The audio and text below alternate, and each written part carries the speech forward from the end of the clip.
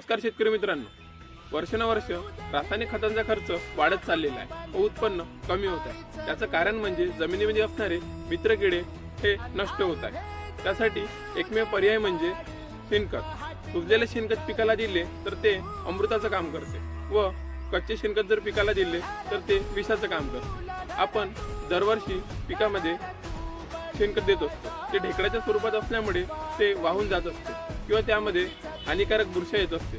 तसे कच्च्या शेणखतामध्ये तिसऱ्या नावाची बुरशी प्रवेश करत असते, त्यामुळे सामोरं जाऊन पिकामध्ये हातोपतेरा व फिजारियम सारख्या मर येत असते।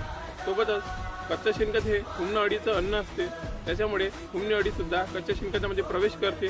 कालांतराने ते पिकामध्ये जाऊन पिकाचे मुळं कट करण्याचं काम करते।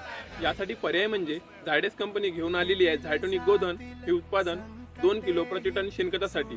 यामध्ये असणारे मायक्रोरायझल बेस ग्लोबिलस बुरशीजन्य पाचनामुळे शेणखत हे 50 ते 60 दिवसांमध्ये पूर्णपणे कुजून जात असते।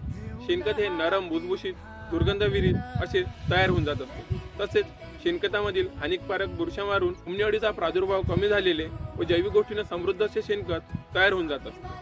तुम्हालाही तुमच्या जमिनीची सुपीकता वाढवायची असेल तर नक्कीच शेणखत हे कुजवूनच द्या। अधिक माहितीसाठी खाली दिलेल्या नंबरवरती संपर्क करा। धन्यवाद।